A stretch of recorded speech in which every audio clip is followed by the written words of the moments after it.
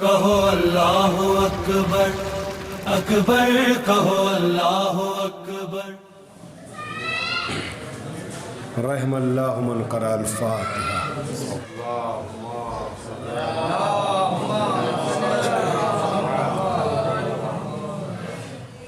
لا حول ولا قوة الا باللہ العلی العظیم. اعوذ باللہ من الشیطان اللعین الرجیم. بسم اللہ الرحمن الرحیم. الحمد للہ الذی ہدانا لہذا وما كنا لنهتدی لولا ان ہدانا اللہ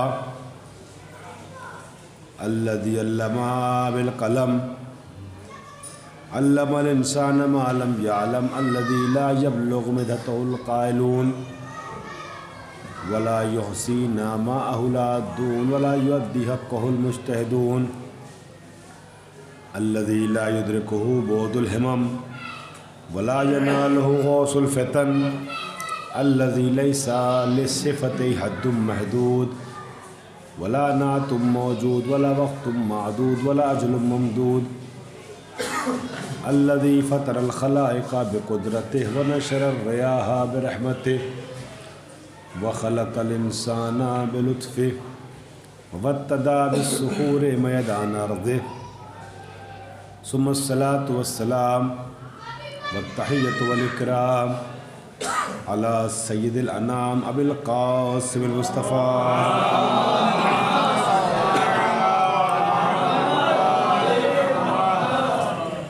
وآله الطيبين الطاهرين المعصومين المنتجبين المظلومين الغر الميامين سيما ابن أمه علي عليه السلام الذي نصبه علما للإسلام ورفعه لكسر الأصنام جازم آناق النواس بالليام ووازع علوم الأدب لحفظ الكلام واللعنة الدائمة الباقية على أعدائهم أجمعين من الآن إلى قيام يوم الدين. أما بعد فقد قال أمير المؤمنين علي بن أبي طالب علیہ الصلاۃ والسلام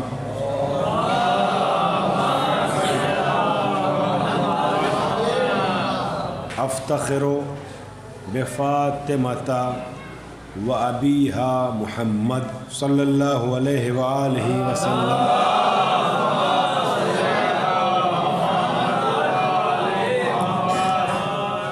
آپ حضرات سے گزارش کروں گا کہ مل جل کر کے 3 مرتبہ درود پڑھیں بر محمد والے.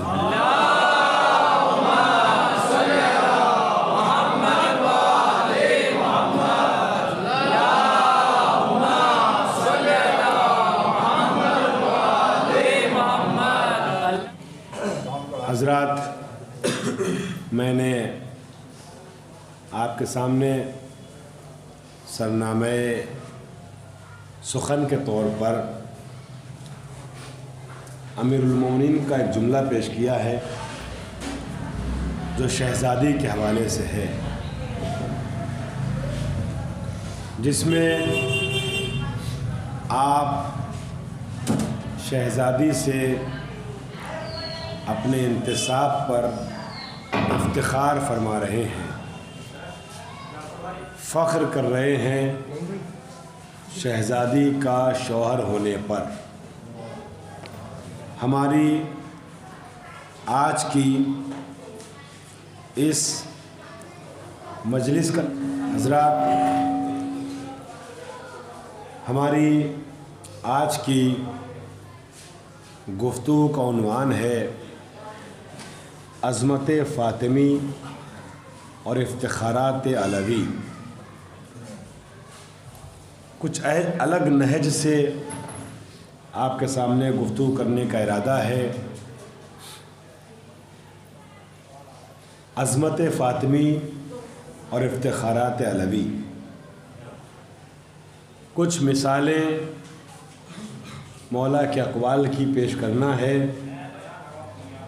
جس سے یہ بات ثابت کرنے کی کوشش ہوگی کہ وہ علی جو افتخار کائنات ہے جو فخر اولیاء اور اوصیاء ہے، فخر دو عالم ہے، وہ یہ کہتا ہے میرے افتخار کا نام فاطمہ زہرا ہے۔ ماشاءاللہ میں جانتا ہوں اگرچہ اس بار کافی فاصلے کے بعد آپ کی خدمت میں حاضر ہوا ہوں، مگر مجھے معلوم ہے کہ آپ کی سماعتیں مجلسی سماعتیں ہیں اور جملوں کی اور باتوں کی آپ قدر کرتے ہیں۔ مجھے مجمع کی قلت کا شکوہ اس وقت نہیں ہوتا کہ جب موجود افراد ان کی قلت کا احساس نہ کرائیں۔ تو جتنے افراد ہیں وہ تمام افراد جیسے مجلسیں سنتے ہیں ویسے سنیں گے۔ تو امید یہ ہے کہ اگر آس پاس اپنی آبادیاں ہیں اور آپ کی حسن سماعت کی آوازیں وہاں پہنچیں تو خود بخود مومنین انشاءاللہ تشریف لے آئیں گے۔ بڑا عظیم موضوع اٹھایا ہے، اس کو ثابت کرنے کی کوشش ہوگی کہ افتخار دو عالم شہزادی سے اپنے انتساب پر افتخار کرتا ہے۔ میں نے آپ کے سامنے مولا کا ایک جملہ پیش کیا ہے جس میں آپ ارشاد فرماتے ہیں افتخر بفاطمۃ و ابیہا، مجھے افتخار ہے فاطمہ پر اور ان کی وجہ سے ان کے باپ سے انتساب پر، اس نسبت پر فخر ہے جو مجھے شہزادی سے اور ان کے باپ سے حاصل ہے۔ جہاں جہاں تک بھی میری آواز پہنچ رہی ہو، میں تمام برادران اسلامی کو اپنی گفتگو میں شریک کرنا چاہوں گا، اور ابتدا میں یہ ضرور کہوں گا کہ لہجہ خطابت کا ہو سکتا ہے مگر بات محبت کی پیش کرنا چاہتا ہوں۔ عزیزان گرامی، مولا نے دو باتوں پر بار بار فخر کیا ہے۔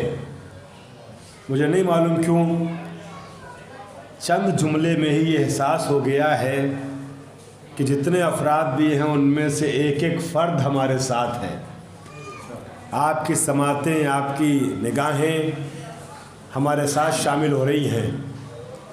عزیزان محترم، مولائے کائنات نے دو باتوں پر بار بار فخر کیا ہے، یا اللہ کا بندہ ہونے پر یا فاطمہ کا شوہر ہونے پر۔ یا فاطمہ کا شوہر ہونے پر۔ دلیل دوں گا، بغیر دلیل کی گفتگو نہیں کروں گا۔ مناجات امیر المومنین، اور اسی پہلے جملے میں منبر کا ایک پیغام بھی ہے، نوجوانوں تک پہنچے گا۔ پیغام پہنچانے کے لیے گھنٹے بھر کی تقریر ضروری نہیں ہے۔ اگر انسان کے اندر ظرفیت پائی جائے تو ایک جملہ ہی پیغام کو حاصل کرنے کے لیے کافی ہوتا ہے۔ مولا کا ایک جملہ ہے جس میں فضیلت فاطمہ بھی ہے اور پیغام الہی بھی ہے۔ مولا دعائے امیر المومنین، مناجات امیر المومنین میں اپنے رب سے خطاب کرتے ہوئے، گفتگو کرتے ہوئے ایک جملہ فرماتے ہیں، عرض کرتے ہیں بارگاہ خداوندی میں، وہ علی کہ جس سے پوری دنیا کانپتی تھی مگر وہ مصلی عبادت پہ آتا تھا تو خدا کے سامنے تھر تھر کانپتا تھا۔ یہ علی ہے جو عظمت خدا بتا رہا ہے دنیا کو۔ وہ علی مصلی عبادت پر آنے کے بعد کہتا ہے، مولا بارگاہ خداوندی میں عرض کرتے ہیں، مناجات امیر المومنین کا قیمتی جملہ حوالے کر رہا ہوں، الہی، میں نے کیا عرض کیا، بات یا ذہن میں رہے، یا فاطمہ کا شوہر ہونے پہ یا اللہ کا بندہ ہونے پر، ان دو چیزوں پر علی نے بار بار افتخار کیا ہے۔ چنانچہ مولا کائنات کا جملہ مناجات امیر المومنین، الہی کفا بعزا ان تکونا لی ربا وکفا بی فخرا ان اکون لکا عبدا انت کما احب فاجعلنی کما تحب. بڑا قیمتی جملہ ہے، کاش پہنچ جائے. مولا فرماتے ہیں الہی الہی کفا بعزا ان تکون لی ربا، میرے افتخار کے لیے یہی کافی ہے، میرے عزت کے لیے یہی کافی ہے کہ تو میرا رب ہے، تو میرا رب ہے. اور میرے افتخار کے لیے یہی کافی ہے کہ میں تیرا بندہ ہوں، میں تیرا بندہ ہوں. اب جملہ سنیے گا پیغام والا، میں تیرا بندہ ہوں. انتا کما احب فاجعلنی کما تحب، خدایا تو میرا ویسا ہی رب ہے جیسا میں چاہتا ہوں. مجھے اپنا ویسا بندہ بنا دے جیسا تو دیکھنا چاہتا ہے،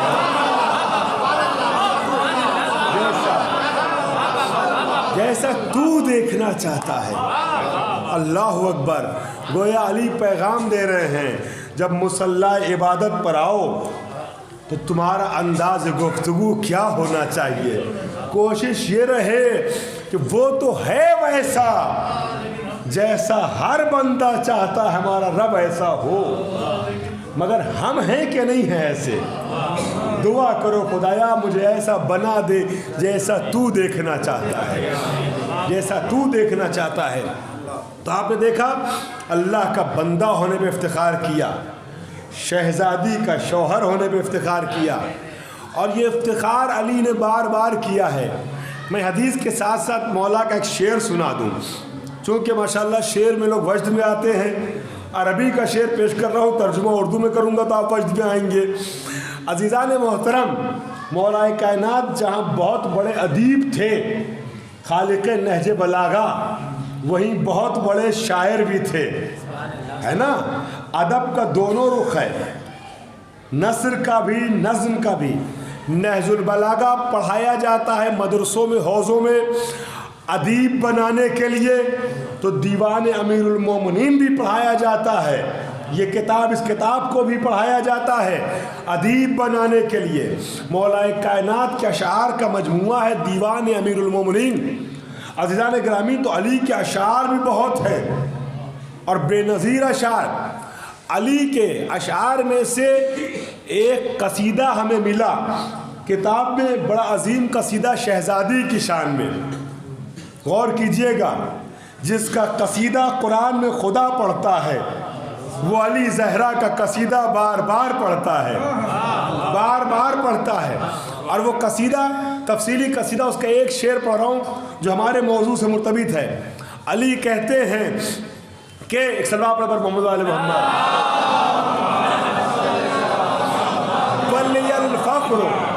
لِلْفَخْرُ عَلَى النَّاسِ. ماشاءاللہ جس طریقے سے آپ آ رہے ہیں میرے ساتھ، ہمیں لگتا ہے صرف ترجموں سے بات آگے بڑھا دوں گا، باتیں پہنچتی رہیں گی، مجھے وضاحت کرنے کی ضرورت نہیں ہے اس باشعور مجمع کے سامنے. لِلْفَخْرُ عَلَى النَّاسِ بِعُرْسٍ وَبَنِيهَا ثُمَّ فَخْرِي بِرَسُولِ اللَّهِ إِذْ زَوَّجَنِيهَا. ساری دنیا کے انسانوں پر مجھے افتخار اور برتری حاصل ہے ایک دلہن عروس اور شریک حیات کے ذریعے، اور اس کے دو بیٹوں کے ذریعے، اور اس کے دو بیٹوں کے ذریعے. اور اس کے بعد میرا افتخار اس شہزادی کا باپ ہے کہ جس نے اپنی بیٹی کا ہاتھ میرے ہاتھوں میں دیا، یعنی حسنین.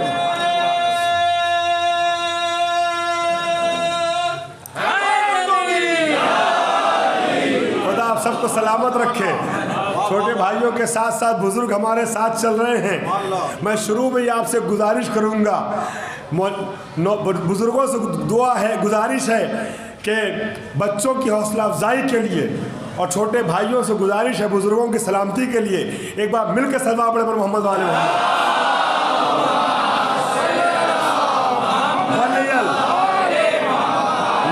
الفخر علی الناس بعرس، عرس کہتے ہیں دلہن کو عربی میں، بعرس و بنیہا ثم فخری برسول اللہ اذ زوجنیہا، اذ زوجنیہا، بار بار افتخار کیا ہے کس بات پر؟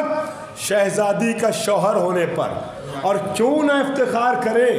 کیونکہ یہ ایسا افتخار تھا جس سے ہر انسان جو اپنے کو عزت دار سمجھتا تھا یا عزت دار تھا،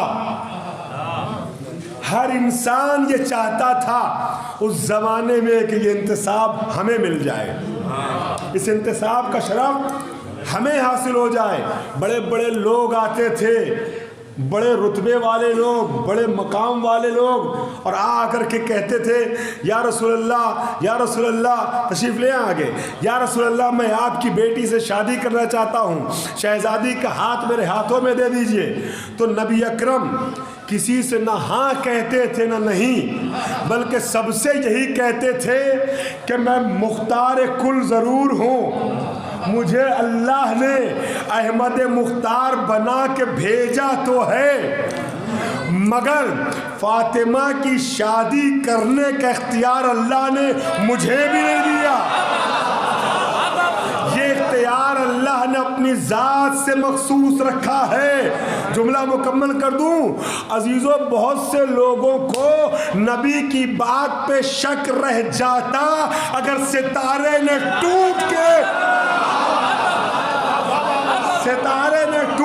ثابت نہ کیا ہوتا کہ جو نبی کہہ رہے ہیں وہ صحیح ہے، کہ فاطمہ کا رشتہ یہاں نہیں طے ہو رہا ہے بلکہ وہاں طے ہو رہا ہے، فاطمہ کے شوہر کا انتخاب یہاں نہیں ہو رہا ہے بلکہ وہاں ہو رہا ہے۔ لوگ آتے تھے، اور یہی وہ چیز ہے نا جس کے لیے جہاں جہاں تک میری آواز پہنچے میں نے شروع میں عرض کیا، پھر کہہ رہا ہوں کہ بات محبت کی ہے، پیغام محبت کا ہے، دعوت فکر خلوص سے دے رہا ہوں، لہجہ خطابت کا ہو سکتا ہے، دوسرے برادران لہجے پہ نہ جائیں، بات پہ جائیں، بات شاید پہنچ جائے۔ عزیزان گرامی اگر بات پہنچ رہی ہو تو عزیزوں آپ محسوس کیجئے گا کہ یہ وہ انتصاب ہے، یا آج کل تو میڈیا کے ذریعے بھی بہت سے لوگوں تک بات پہنچتی ہے، یہ وہ شرف ہے کہ جس کے لیے خلیفہ دوم نے ایک بات کہی جو ہم سے زیادہ ہمارے بھائیوں کی کتابوں میں موجود ہے۔ وہ کہتے ہیں خلیفہ دوم علی اور زہرا کے بارے میں گفتگو کرتے ہوئے، اللہ نے علی کو 3 ایسی فضیلتیں دیں کہ ان میں سے اگر ایک مجھے مل جاتی تو پوری کائنات کی دولتیں چھوڑ دیتا، فضیلتیں چھوڑ دیتا، رتبے اور مقام چھوڑ دیتا، انکلوڈنگ خلافت سب چھوڑ دیتا، اس میں سے ایک لے لیتا، مگر اللہ نے وہ 3 فضیلتیں ایک ساتھ علی کو دی۔ بات پہنچی نہیں پہنچی؟ ایک ساتھ علی کو دی۔ میرا محترم مجمع میرے ساتھ چلے گا۔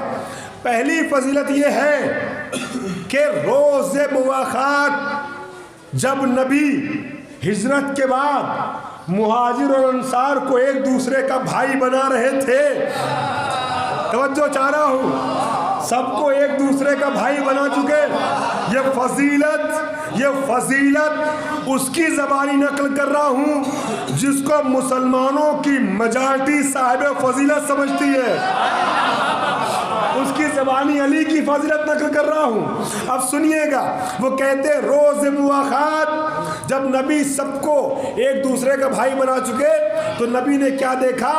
علی ایک کونے میں، ایک گوشے میں نروسنس کا شکار ہو کے دل برداشتگی کے ساتھ سر کو جھکائے ہوئے مایوس بیٹھے ہوئے ہیں۔ جب نبی نے علی کا یہ، مجھے روایت کے جملے نقل کرنے دیجئے، آپ کے اعتبار سے ہو سکتا ہے کچھ الفاظ بہت مناسب نہ ہو، مگر جو روایت اہل سنت کی وہ نقل کروں گا کہ علی دل برداشتہ حالت میں بیٹھے کونے میں، نبی نے دیکھا، پوچھا علی تم ایسے مایوس کیوں نظر آ رہے ہو؟ کہ یا رسول اللہ آپ نے سب کو ایک دوسرے کا بھائی بنا دیا مگر مجھے کسی کا بھائی نہیں بنایا۔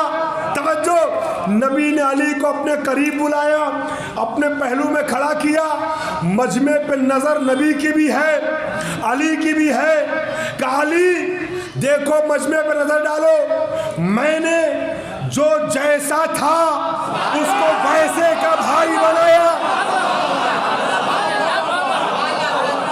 یا لفظوں کو بدل دوں، جس کا مزاج جس سے ملتا تھا اس کو اس کا بھائی بنایا ہے۔ اب ذرا تم دیکھ کے بتاؤ، اس پورے مجمع میں کوئی ایسا ہے جو تمہارے جیسا کہا جا سکے؟ بھائی تمہارے جیسا میں ہوں، میرے جیسے تم ہو۔ اما ترضا ان تکون منی بمنزلت ہارون من موسیٰ الا انہ لا نبی بعدی یا علی انت اخی و وصیی و خلیفتی و صاحب اللوائی فی الدنیا والآخرہ۔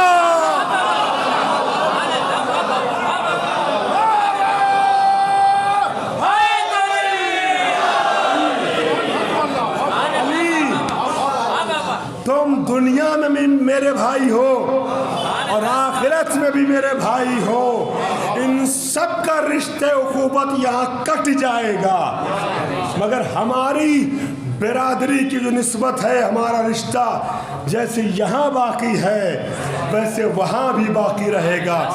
انت اخی و وصیی و خلیفتی و صاحب اللوائی فی الدنیا والآخرہ، تم میرے بھائی، میرے وزیر، میرے جانشین، میرے خلیفہ، میرے علمدار دنیا میں بھی ہو اور آخرت میں بھی رہو گے۔ عزیزان گرامی، جاننے والے جانتے ہیں مسلسل 10 دنوں سے لگاتار الگ الگ شہروں کے سفر، جگائی اور مجلسوں کی وجہ سے میری آواز ساتھ نہیں دے رہی ہے، مگر ماشاءاللہ آپ کی آوازیں اس طریقے سے ساتھ آ گئی ہیں کہ امید یہ ہے کہ مجلس کا کسی حد تک حق ادا ہو جائے گا۔ عزیزان گرامی، تو پہلی فضیلت یہ تھی، مجمع وجد میں آ گیا تو ایک بات اور عرض کر دوں، دوسری فضیلت کیا ہے؟ ذرا سا اشارے ہو رہے ہیں، سلوات پڑھتے والے لوگ قریب آ جائیے، قریب آ جائیے، تھوڑا سا ادھر گیپ پور کر دیا آپ لوگ، گیپ جگہ ہے کافی۔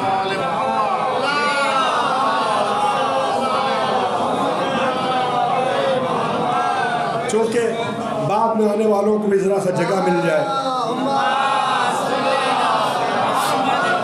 ماشاءاللہ بہت بیدار سماعتوں کے حوالے جملہ کر رہا ہوں۔ عزیزان محترم، میں عرض کر رہا تھا، ہمارا موضوع اور ٹاپک ہے جو لوگ بعد میں آئے، عظمت فاطمی اور افتخارات علوی، فاطمہ زہرا کی عظمتیں اور علی کا افتخار۔ علی نے افتخار کیا ہے فاطمہ کا شوہر ہونے پر۔ یہاں سے بات شروع ہوئی اور میں خلیفہ دوم کا جملہ نقل کر رہا تھا، وہ کہتے ہیں علی کو 3 فضیلتیں ایسی ملی کہ اگر ان میں سے ایک مجھے مل جاتی تو کائنات چھوڑ دیتا، ایک لے لیتا۔ علی کو تینوں ملی۔ اب سنیے گا، پہلی فضیلت برادری والی، دوسری فضیلت کیا ہے؟ وہ کہتے ہیں روز انسداد ابواب، بہت باشعور و مجلسی مجمع ہے، بات تک پہنچے گا۔ روز انسداد ابواب، جب حکم آیا کہ مسجد میں اپنے اپنے گھروں کے دروازے جو کھولے بند کرو، دروازے بند کیے گئے۔ جو لوگ گئے ہیں مدینے وہ میری گواہی دیں گے، آج مسجد کا نقشہ کیا ہے؟ بیچ مسجد ہے، چاروں طرف دروازے ہیں، دروازوں سے لوگ مسجد میں داخل ہوتے ہیں۔ عزیزان گرامی، یہی نقشہ پہلے بھی تھا۔ آج دروازے کے باہر صحن ہے، پہلے دروازے کے پیچھے لوگوں کے مکان ہوتے تھے۔ عزیزان محترم، مسجد بڑھتی گئی، نقشہ وہی ہے، بیچ مسجد، چاروں طرف دروازے۔ لوگوں نے اپنی اپنی مرضی کے نام بھی دروازوں پہ لکھوا دیے ہیں، لیکن جب نبی کا زمانہ تھا لوگوں کے گھروں کے دروازے مسجد میں کھلتے تھے۔ حکم آ گیا جبریل نے آ کے کہہ دیا یا رسول اللہ سب سے کہہ دیجئے اپنے اپنے گھروں کے دروازے مکان کے پیچھے سے کھلوائیں، یہاں سے کوئی نہیں جائے گا، سب دروازے بند کریں سوائے علی کے دروازے کے، سوائے علی کے دروازے کے۔ اور علی کے گھر کا دروازہ کل بھی کھلا تھا، جو گئے ہیں وہ بتائیں گے، آج بھی کھلا ہے۔ نبی کی قبر کے کتنے لوگ گئے ہیں گواہی دیں۔ نبی کی لحد کے پہلو میں چھوٹا مکان ہے، وہ ابو جہل کا نہیں ہے، ابو سفیان کا نہیں ہے، ابو تراب کا ہے، وہ آج بھی کھلا ہوا دروازہ۔ لوگ آئے عزیزوں، دروازے کھلتے تھے، نبی نے کہا دروازے سب لوگ بند کرو، یہ عبادت گاہ ہے، یہ گزرگاہ نہیں ہے۔ لوگ گھر سے نکلتے تھے، مسجد سے ہوتے ہوئے بازاروں میں، گلیوں میں، کوچوں میں جاتے تھے، حکم ہوا نہیں یہ عبادت گاہ ہے، یہ گزرگاہ نہیں ہے، سب دروازے بند کریں، اس لیے کہ یہ اللہ کا گھر ہے، یہ عبادت خانہ ہے، یہ مرکز طہارت ہے۔ جاننے والے جانتے ہیں مسجد نبوی 4 ان بڑی مسجدوں میں ہے جہاں سے نجاست کی حالت میں گزرنا بھی حرام ہے۔ میں کچھ کہہ رہا ہوں بھائی، کسی کی طہارت کا کیا بھروسہ؟ سب کے دروازے بند ہوئے، بس اس کا دروازہ کھلا رہا جس کی طہارت پر آیے تطہیر کی مہر تھی۔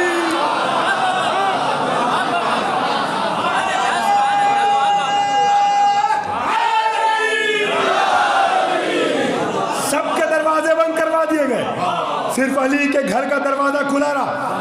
اب ایک صاحب آئے، بڑا تھوڑا سا رشتے میں بلند تھے، بڑے تھے، سوچا میرے لیے شاید کچھ استثناء ہو، ہے نا، تو آ کے کہتے یا رسول اللہ کیا میرے لیے بھی یہی حکم ہے؟ نبی نے کہا جی حضور آپ کے لیے بھی۔ دوسرے صاحب، تیسرے صاحب، چوتھے صاحب، کوئی عمر میں بڑا، کوئی رشتے میں بڑا، نام سب کے لکھے ہیں کتابوں میں، میں احتیاطاً پڑھ نہیں رہا ہوں ممبر سے، لیکن جس کو شوق ہے وہ پڑھ لے نام۔ آئے اور آنے کے بعد کہنے لگے یا رسول اللہ میرے لیے بھی؟ نبی نے جی منع، اللہ نے منع کر دیا، کسی کو اجازت نہیں سوائے علی کے۔ اب سوال کا انداز بدل گیا، اچھا یا رسول اللہ جی دروازہ نہیں تو ایک ونڈو، ایک کھڑکی، جنگلہ کھلا رہ جائے؟ نبی نے کہا نہیں بھائی صاحب، جی ہو سکتا ہے نبی نے بھی مذاق کیا ہو، نہیں بھائی صاحب منع، بالکل منع، اللہ نے منع کیا، کسی کا نہیں، ایک جنگلہ بھی نہیں۔ کہ یا رسول اللہ اچھا سوال چھوٹا کہ روشن دان، ایک روشن دان؟ نبی نے منع کر دیا نہیں۔ اب مزاج نبوت پہ ان کا اصرار بار گزرا، روایت ہے خطابت نہیں، نبی نے ڈانٹ دیا خبردار، یہ عبادت گاہ ہے، یہ جھانک ٹانک کرنے کا مرکز نہیں ہے، زمانے جاہلیت کی عادتیں چھوڑو، ایک سوراخ بھی نہیں، ایک سوراخ بھی نہیں۔ اب جہاں جہاں تک بھی بات پہنچے، پیغام دینا چاہوں گا، دنیا کے ہر مسلمان کو یہ تمنا کرتے دیکھا گیا جنت مل جائے، جنت مل جائے، جنت مل جائے۔ مسلمانوں تم نے یہ روایت اپنی کتابوں میں پڑھی کہ لوگوں نے اصرار کیا مگر سوائے علی کے کسی کو دروازہ مسجد میں کھولنے کی پرمیشن نہیں ملی، اور تم نے اپنی کتاب میں یہ روایت بھی پڑھی ہوگی، نبی نے فرمایا ہے کہ جنت میں بھی ایک دروازہ ہے۔ میں دنیا سے کہنا چاہوں گا جنت میں جانے کی خواہش ہے نا، جنت میں جانے کی تمنا شوق سے کرو، پہلے یہ سوچو کہ دنیا میں چلتے کس کے پیچھے ہو۔ ارے جو اپنے لیے مسجد میں در نہ بنوا سکے وہ تمہارے لیے جنت کا دروازہ۔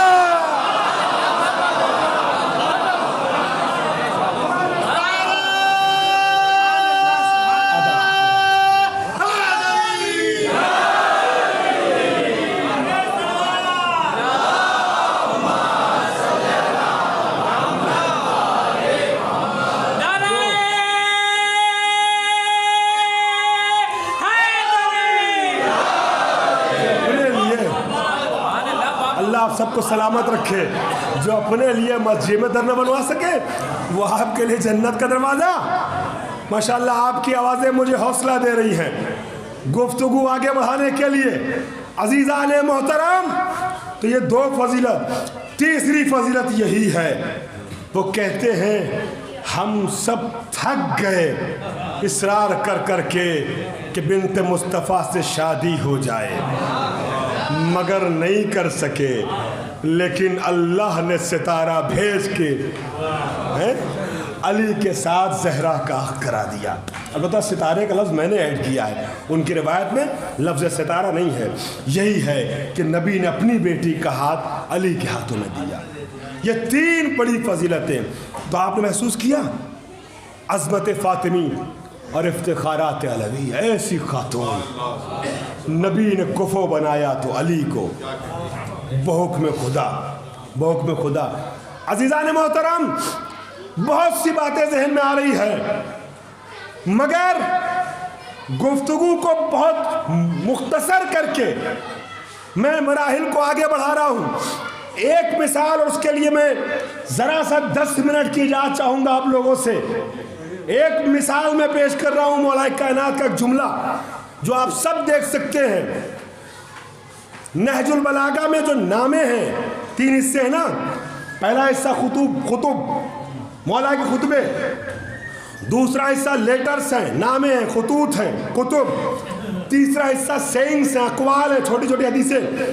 تو جو دوسرا حصہ ہے نامہ، نہج البلاغہ بھائیوں پڑھو، اور خود پڑھو تو دوسروں کے سامنے پیش کرنے کی توفیق بھی ہو.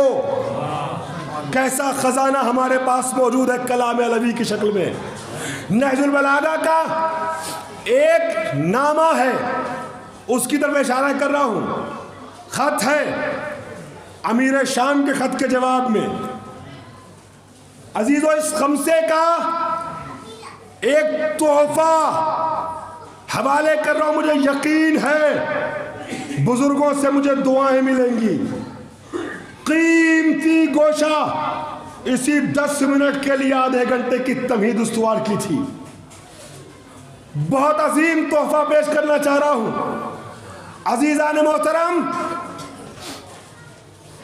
جنگ صفین جب ہوئی نا، جنگ صفین سے پہلے مولا کائنات امیر شام کو، معاویہ ابن ابی سفیان کو، یزید کے باپ کو بار بار سمجھا رہے تھے جنگ نہ کرو، لڑائی نہ کرو، میں اتفاقی خلیفۃ المسلمین ہوں، اپنی مرضی سے قبضہ کر کے نہیں بیٹھا ہوں تخت پہ. مسلمانوں نے اتفاقی طور پہ بیعت کی ہے، میں تمہیں گورنری سے ہٹا رہا ہوں، معزول کر رہا ہوں، ہٹ جاؤ. نہیں مانتا ہے. علی سمجھاتے ہیں جنگ سے کوئی فائدہ نہیں مانتا ہے. بار بار خط بھیجتا علی کے پاس، ڈرانے والا، دھمکانے والا، ہم ایسے ہم ویسے، فاتح مصر و شام امر عاص ہمارے پاس، بڑا لشکر ہمارے پاس، یہ ہمارے پاس، وہ ہمارے پاس. بہت ایسی ڈرانے دھمکانے والی باتیں کر رہا ہے. یہاں تک کہ مولا کائنات اپنے لشکر کو لے کے کوفے سے نکلتے ہیں، جو ہر دور میں آل محمد کا حرم رہا ہے. کوفہ، وقت نہیں ہے، میں چھیڑوں گا تو 1 گھنٹہ لگ جائے گا، کہ بنی امیہ اور بنی عباس کی ناک میں دم کیا ہے 600 سال کوفے والوں نے. اور امام حسین کے ساتھ صرف کوفے والے شہید ہوئے ہیں. ایک بھی مدینے کا نہیں تھا، حجاز کا نہیں تھا، پوری دنیا کا نہیں تھا سوائے بنی ہاشم کے. جتنے شہید ہوئے کربلا میں وہ حسین کے ساتھ کوفے کے تھے، سب کوفی تھے. امیر المومنین نے اپنا مرکز حکومت کوفے کو بنایا. 3 بڑی جنگیں علی نے لڑی، کوفے والوں نے علی کو کبھی شرمندہ نہیں ہونے دیا.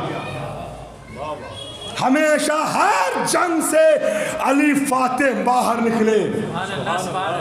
کوفے کے اوپر بھروسہ کیا، حسن نے اپنا کیپٹل بنایا. کوفے پہ بھروسہ کریں گے، ظہور کعبے سے کریں گے، مگر مرکز اپنا کوفے کو بنائیں گے. امام آخر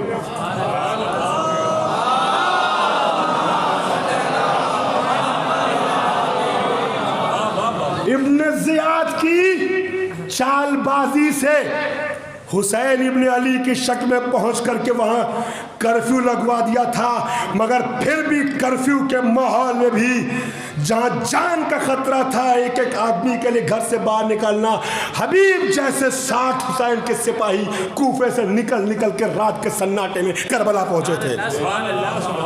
وہب کلبی کوفے کے تھے، اور ابن یزید ریاحی کوفے کے تھے، مسلم ابن اوسجا کوفے کے تھے، حبیب ابن مظاہر کوفے کے تھے، حسین کے نام پہ مارے جانے والے ہانی ابن عروہ کوفے کے تھے۔ کربلا کے واقعے کے بعد انتقام یزیدیوں سے کوفے والوں نے لیا۔ ارے میں کیا کہہ رہا ہوں؟ چونکہ میں تاریخ کا طالب علم رہا ہوں، کبھی بات کیجئے گا تو بعد میں بتاؤں گا، ابھی تو گنجائش نہیں ہے۔ ثابت کر سکتا ہوں 1400 سال کی تاریخ میں اہل بیت کے نام پر جتنی قربانی اکیلے کوفے والوں نے دی ہے، پوری دنیا کے 10% لوگ، پوری دنیا کے لوگوں نے ملا کے 10% بھی قربان نہیں دی ہے کوفے کے برابر، کوفے کے 10% نہیں۔ بنی امیہ بنی عباس کی حکومت تھی 600 سال تک، قلم ان کے ہاتھوں میں تھا، ان کے ملعون مورخوں نے کوفے کو بدنام کیا ہے۔ کیوں؟ ابھی آپ سے بات ہو رہی تھی، کیونکہ جانتے تھے کوفہ بائی برتھ شیعہ ہے، کوفہ پیدائشی شیعہ ہے، کوفہ بسا شیعوں سے ہے، اور کوفہ حرم آل محمد ہے چھٹے امام کے کہنے کے مطابق۔ کیونکہ کوفے والوں نے ان کی حکومتوں میں ناک میں دم کر رکھا تھا، کوفے کو بدنام کیا گیا، کوفیوں نے مارا، کوفیوں نے مارا۔ وقت نہیں، میں ثابت کرتا کہ جتنے بڑے سرغنہ تھے سب حجاز سے اور شام سے آئے تھے، حسین کا قاتل ایک بھی کوفی نہیں تھا۔ آنکھ بند کر کے ہمارے لوگ بھی مانتے چلے گئے، مانتے۔ کیوں کوفے کو کہا گیا؟ اس لیے کہا جاتا ہے کہ یہ مقدمہ اور سیڑھی ہے اگلے سٹیپ کے لیے۔ جب یہ کہیں گے، ثابت کر دیں گے اور آپ سے کہلوا لیں گے کہ ہاں کوفی حسین کے قاتل ہیں، تو یہ کہہ سکیں گے کہ شیعوں نے حسین کو مارا۔ ارے میں کچھ کہہ رہا ہوں۔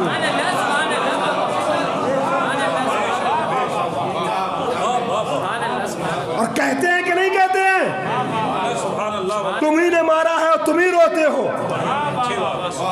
یہ کیوں کہنے کا موقع ملا ان کو؟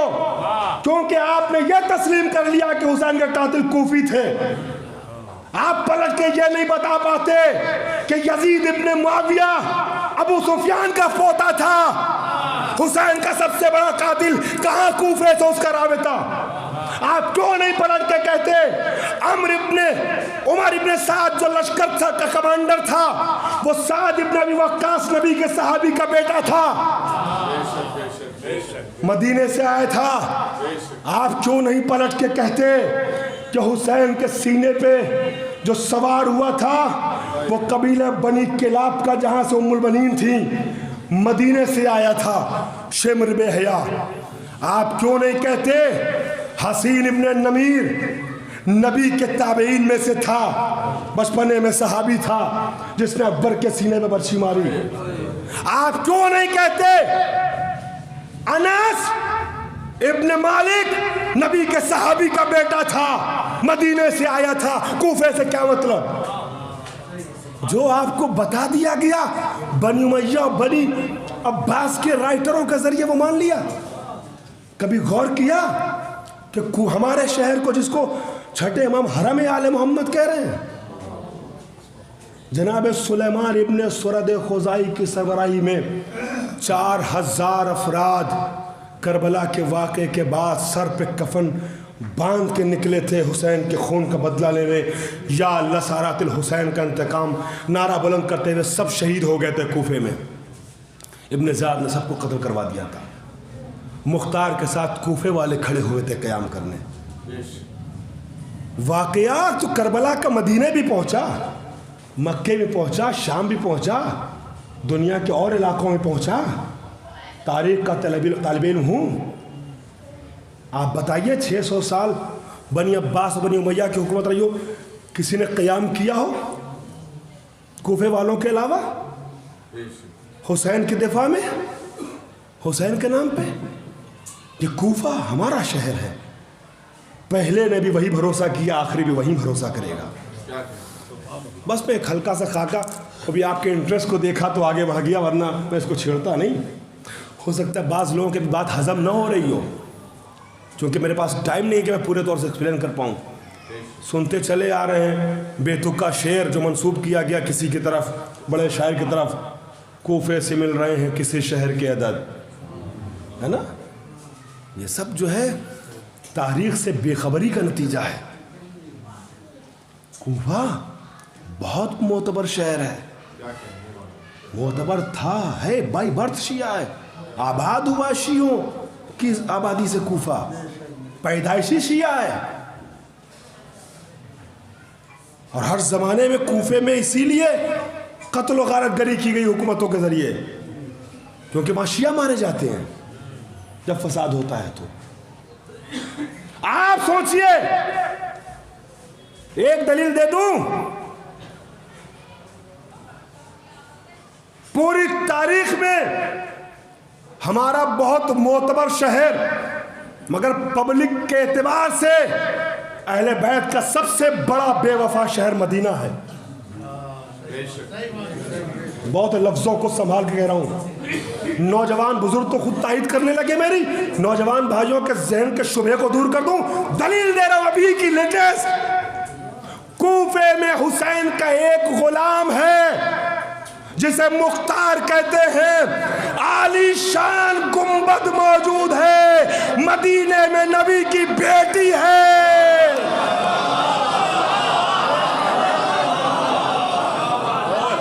مٹی کا ڈھیر بنا ہے، اس کا قبر مقبر قد ہانی ابن عروہ اور مختار ثقفی کہ قبروں پہ جا کے دیکھیے شب کے سناٹے میں کیسا نورانی ماحول ہوتا ہے، مگر نبی کی قبر کے سامنے نبی کے 5 بچوں کی قبر پہ اندھیرا ہے۔ بتائیے میں غلط کہہ رہا ہوں؟ چونکہ 10 بجے کے پہلے پروگرام ختم بھی کرنا ہے، لوگوں کو گھر بھی جانا ہے، لہٰذا میں اپنے موضوع کو مکمل نہیں کر پاؤں گا۔ کیا کروں، ورنہ آپ کا انٹرسٹ دیکھ کر کے تو دل چاہ رہا ہے کہ کم سے کم 1.5 گھنٹہ اور گفتگو کی جائے اس ٹاپک پر، عزیزان محترم، لیکن وقت نہیں ہے نا زیادہ۔ کوفے کے موضوع کو پھر کبھی چھیڑوں گا، 4-5 منٹ میں جلدی بیان کر دوں اس بات کو جو میں نے چھیڑا تھا عظمت فاطمی کے حوالے سے، وہاں سے ربط مصائب لے لوں، اور اس کے لیے مجھے بہت سی باتیں بیان کرنی تھیں، لیکن پھر کبھی اگر موقع ملا تو عظمت فاطمی اور افتخارات علوی پھر اٹھاؤں گا، مگر جہاں تک لے کے گیا تو اس جملے کو چند منٹ میں مکمل کر دوں۔ کوفے سے مولا کوفے والوں پہ بھروسہ کرتے ہوئے آتے ہیں کہاں؟ شام کی سرحد پہ، موصل کو پار کرتے ہیں، عراق کا آخری شہر، رقہ کی سرحد پہ پہنچتے ہیں، شام کا پہلا شہر، وہی میدان صفین ہے۔ جب 2 قدم پہ رہ گیا میدان صفین اور یزید کے باپ یعنی بزدل باپ کے بزدل بیٹے، فضائل کی وادی میں آ جائیے، بزدل باپ کے بزدل بیٹے معاویہ ابن ابی سفیان نے یہ محسوس کیا کہ علی تو اب سامنے آ گئے ہیں اپنی سپاہیوں کے ساتھ، اور موت کو نگاہوں کے سامنے کھڑا دیکھا۔ میں یہ مولا کا نامہ خط کچھ خاص انداز سے پیش کرنے کا عادی ہوں، لیکن آج نہیں پیش کر سکتا، خاکہ پیش کر رہا ہوں۔ سامنے کھڑا دیکھا جب موت کو، توجہ میں ادھر توجہ رکھیے، موت کو جب سامنے دیکھا تو ایک مرتبہ والی کو لیٹر لکھتا ہے، خط لکھتا ہے، ادھر ہی رہیے گا، آپ ادھر متوجہ رہیے گا، ذکر علی کی فضا میں ڈوبے رہیے۔ عزیزان گرامی، خط لکھتا اور خط کا میٹر چینج کرتا ہے، مفہوم اور محتوا چینج کرتا ہے، اور اب پہلے والے خطوط کے اپوزٹ علی کو لکھتا ہے، ارے آپ کہاں جنگ کرنے یہاں تک چلے آئے؟ یہ جنگ اور خونریزی سے کوئی فائدہ نہیں، دونوں طرف کے مسلمان مارے جائیں گے، آئیے مصالحت کر لیتے ہیں، مسالمت کر لیتے ہیں، جیسے آپ ویسے ہم آپ ایک قبیلے کے، ایک خاندان کے، ایک جیسے، فلانا دھماکہ۔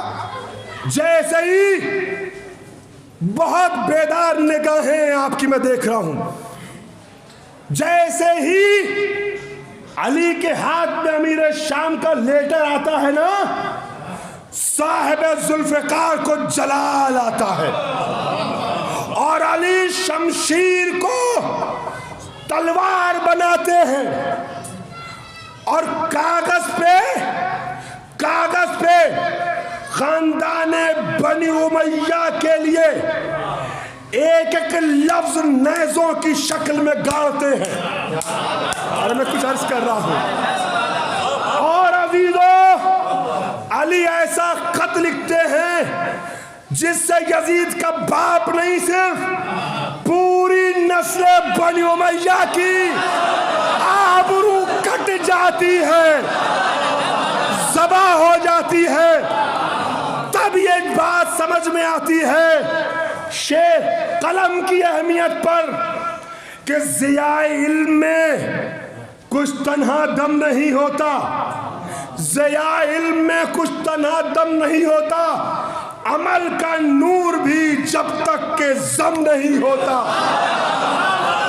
عمل کا نور بھی جب تک کہ زم نہیں ہوتا۔ بتا رہا ہے یہ رشدی کے قتل کا فتویٰ، قلم کا وار بھی خنجر سے کم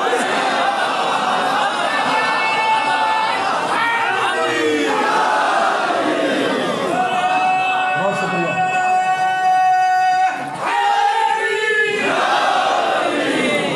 مولانا ذرا آپ ادھر تشریف لے آئیے، آپ ادھر آ جائیے، بھائی آپ لوگ بیٹا ادھر آ جائیے، بھیا آپ لوگ بیچ میں آ رہی، جگہ کافی ہے، تھوڑا سا جو لوگ باہر کھڑے ہوئے ہیں وہ اندر آ کے بیٹھ جائیں، ٹھنڈ کا موسم ہے۔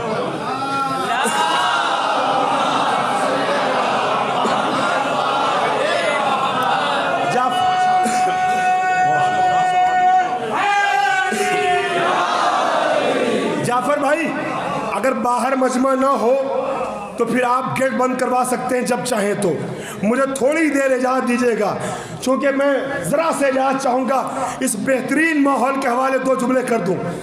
عزیزان گرامی، مولا کائنات تحریر کرتے جیسے اس نے لکھا نا، ہم آپ جیسے، آپ ہمارے جیسے سب وجد میں آئیں گے، چھوٹے سے لے کے بڑے تک۔ علی کہتے ہیں جواب میں لکھتے ہوئے، انا یکون ظالم، علی کے جملے سنیے گا، محسوس کیجئے گا جب خطیب نہج بلاغہ بولتا ہے تو کیسے بولتا ہے۔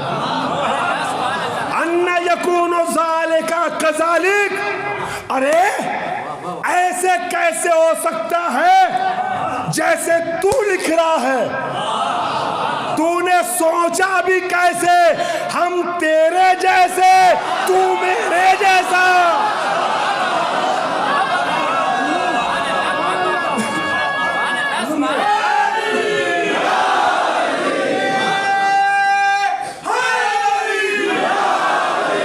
تو نے سوچا بھی کیسے، ہم تیرے جیسے تو ہمارے جیسا، یہ برابری کا تصور کہاں سے آیا؟ سن، ہم میں اور تجھ میں کیا فرق ہے، جملے کو محسوس کرنے دو۔ علی کہتے ہیں ہم میں اور تجھ میں فرق یہ ہے کہ من النبی ومنکم المکذب، نبی برحق ہم میں سے ہے، نبی کو جھٹلانے والا مکذب ابو جہل تیرا ماموں ہے۔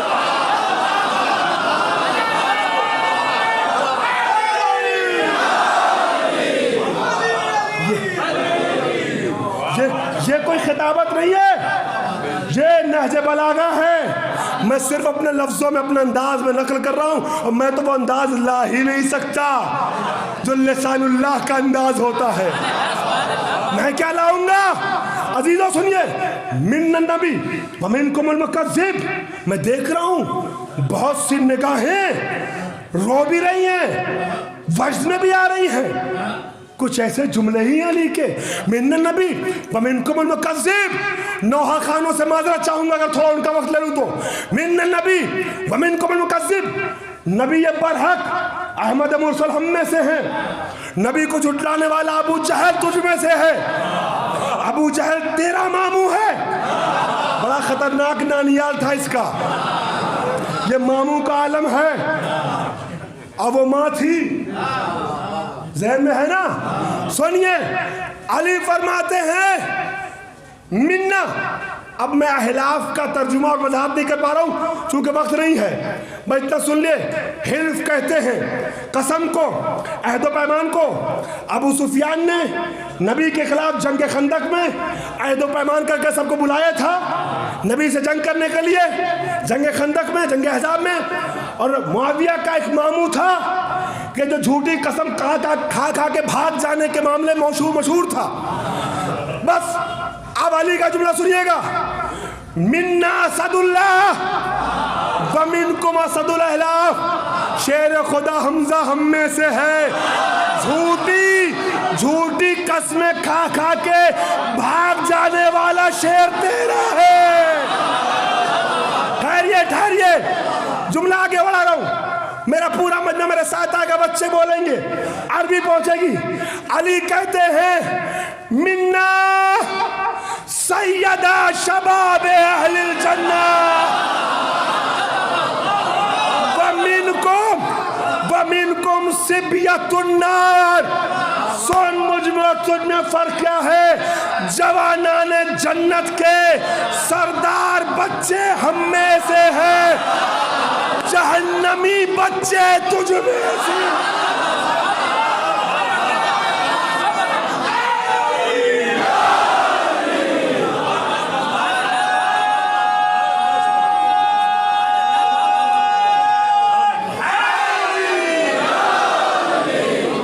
جہنمی بچے یا جہنم کے بچے تجھ میں سے.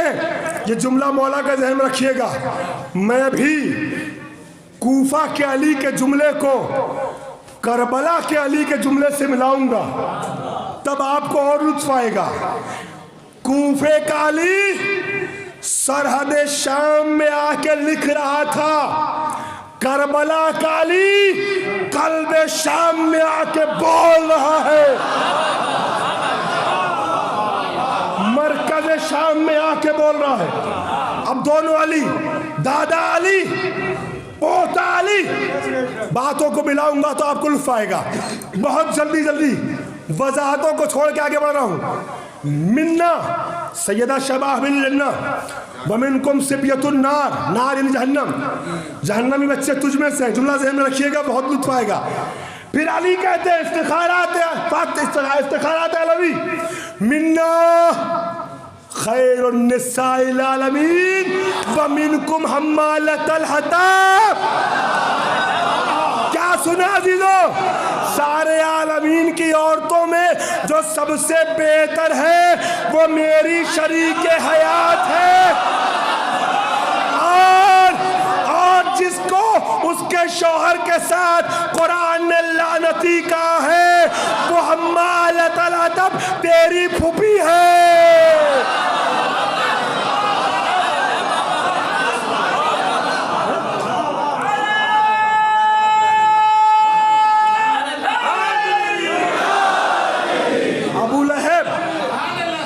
ابو لہب سورہ مسد تو پڑھا ہے نا آپ نے؟ شوہر اور زوجہ سب پہ لعنت کی اللہ نے. حمالۃ الحطب، یہ جو ابو لہب کی بیوی ہے نا، یہ امیر شام کی پھوپھی ہے. کیا تو کہتا ہے ہم تجھ میں سے، ہم تیرے جیسے، تو ہمارے جیسے؟ فاطمہ ہمارے درمیان سے ہے. حمالۃ تم میں. اب سنیے، گفتگو کو سمیٹ رہا ہوں، علی کے جملے کو علی سے ملا رہا ہوں. اللہ آپ سب کو زندہ رکھے، سلامت رکھے.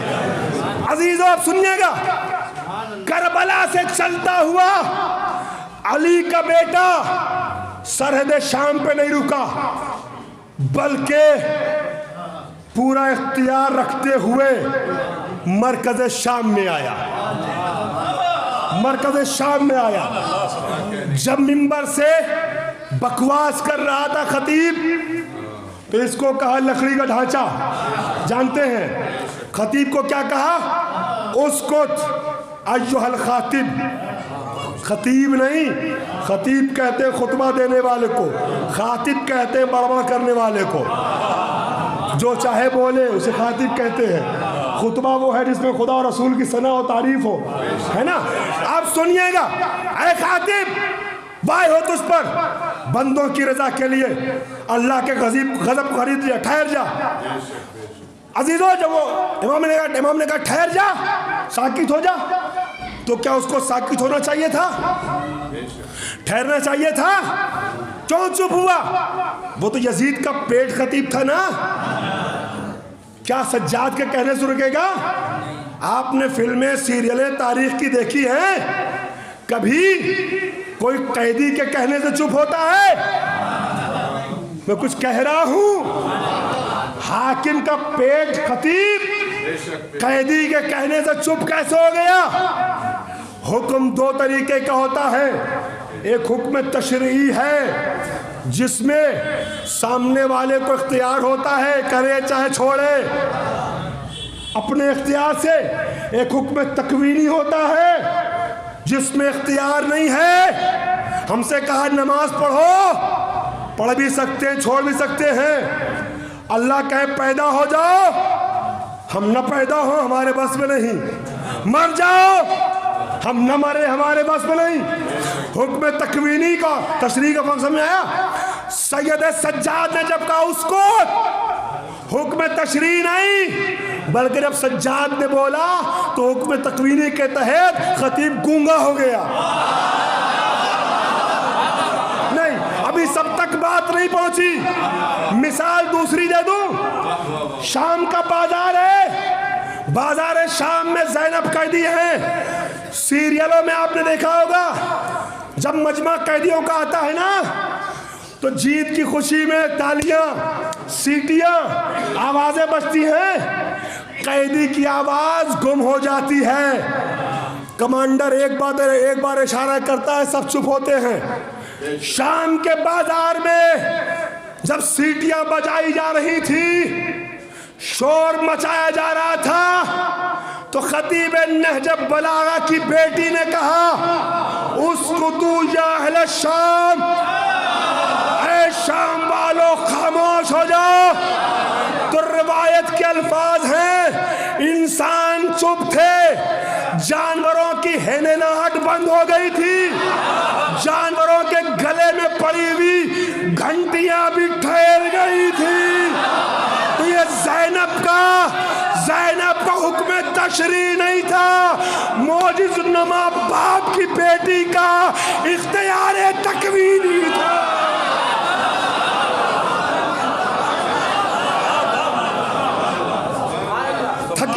تھکیے گا نہیں، ساری گفتگو کا محصل پیش کر رہا ہوں۔ ایک بار مل کے صلوات پڑھے محمد و آل محمد۔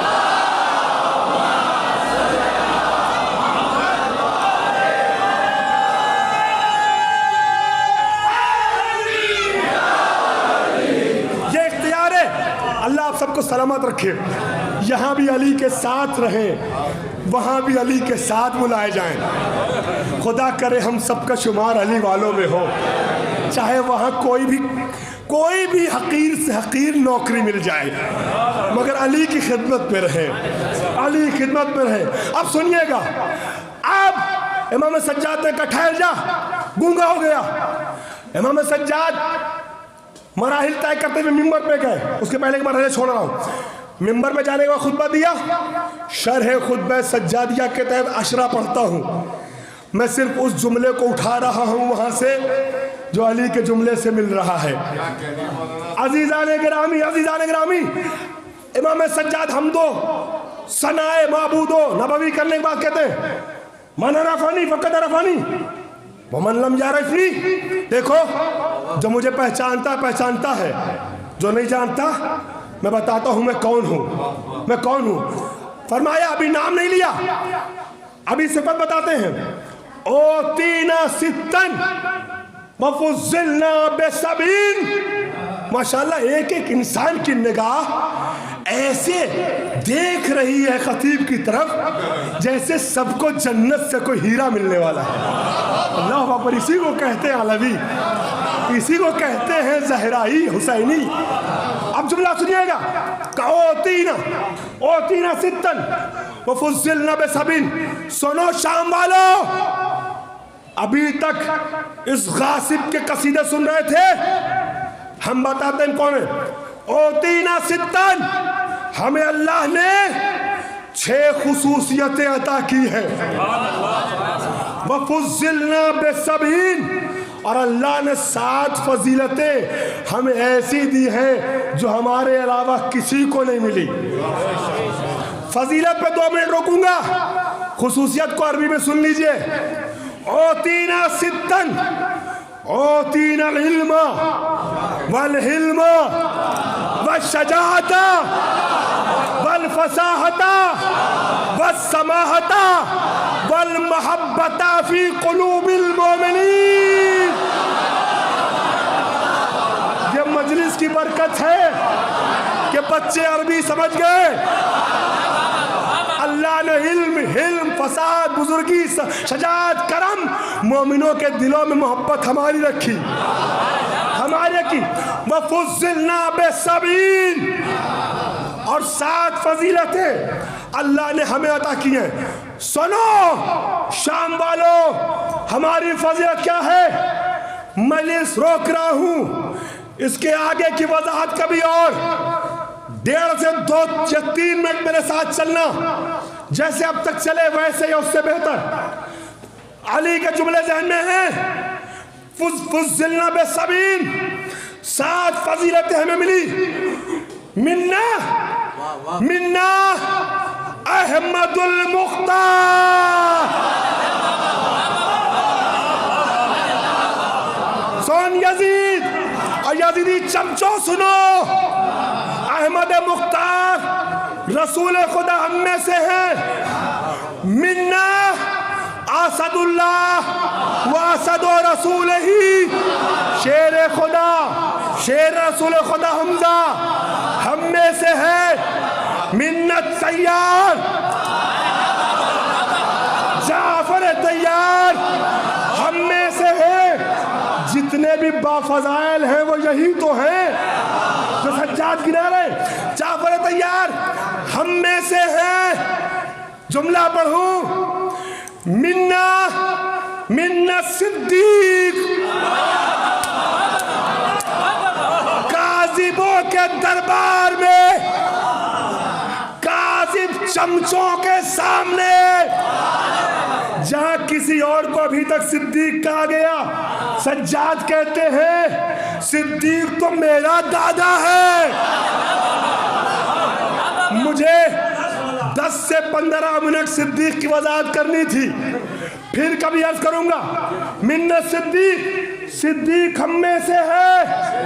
کبھی پیش کروں گا کہ قرآن نے کس 3 کو صدیق کہا، نبی نے کس 3 کو صدیق کہا، اور راوی نے کس کو کہا. پھر کبھی. اب سنیے گا امام سجاد کا جملہ. منا سبت هذه الامة وسيدا شباب. آپ میرے ساتھ آگے جملے کو جملہ سمجھاؤں. امام نے کہا تھا منا سیدہ شباب الجنہ، سجاد کہتے ہیں منا سیدہ شباب الجنہ. علی نے کہا تھا نا جوانان جنت کے سردار ہمارے بچے، جہنمی بچے تم میں سے. امام نے، جوانوں میرے ساتھ آنا، امام نے یزید کی آنکھوں میں آنکھیں ڈال کے کہا میرے دادا نے تیرے بابا سے جس کو جہنمی بچہ کہا تھا وہ تو ہی تو ہے.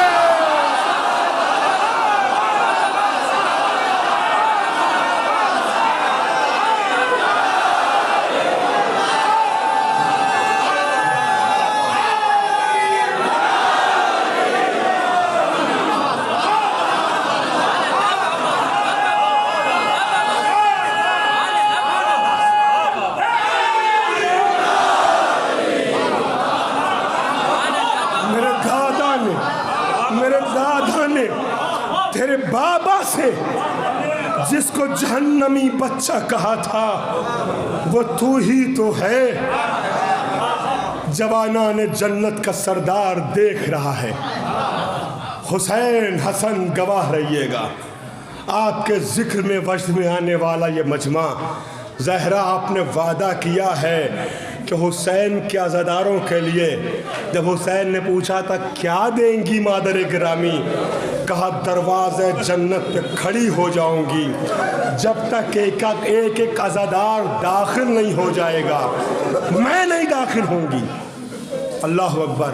امام سجاد کہتے ہیں سن منا سیدۃ النساء خیر نساء العالمین البتول العذراء الفاطمۃ الزہراء.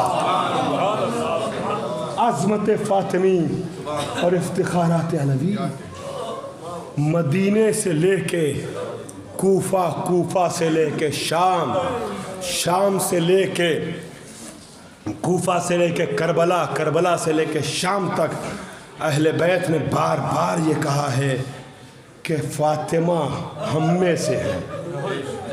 فاطمہ سے انتساب پہ فخر کیا ہے. عظمت فاطمی اور افتخارات علوی.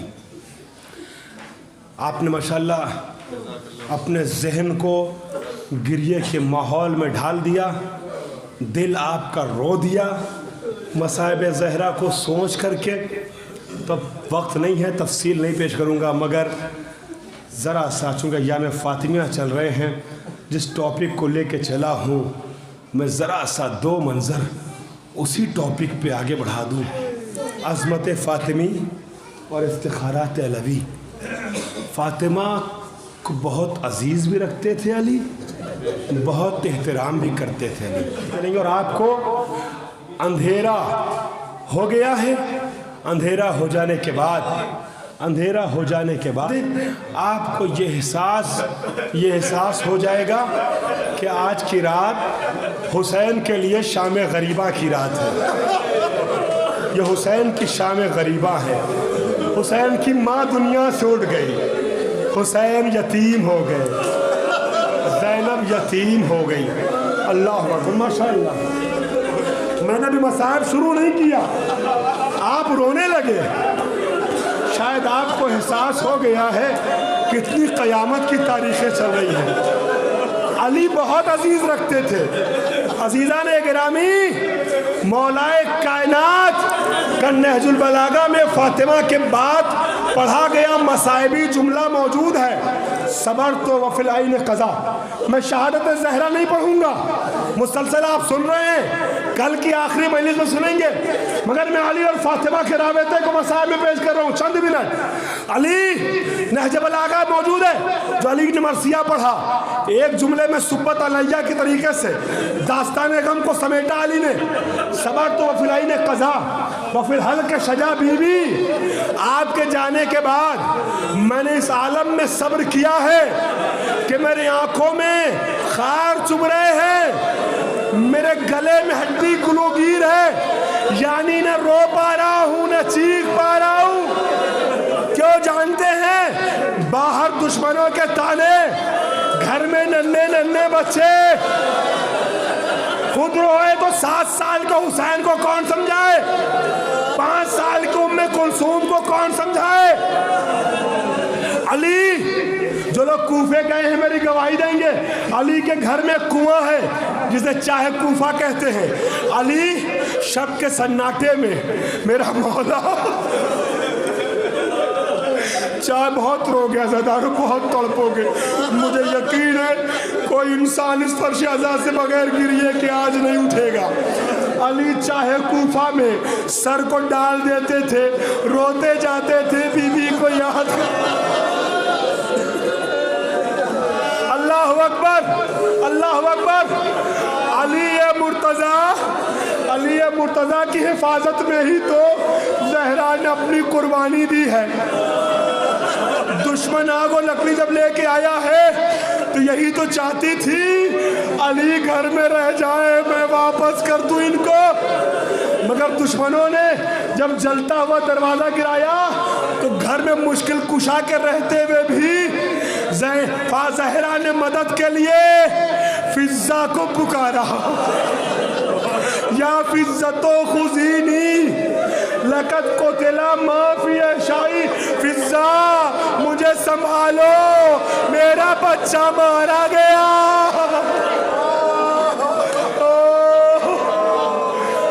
اللہ زادارو آواز گریہ کو روکنا نہیں، 2 جملے پڑھوں گا، میری آواز دب جائے تمہارے گریہ میں دب جائے، مگر تمہیں یہ سوچ سوچ کے رونا ہے کہ زمانے کا امام پرسہ لینے آیا ہے۔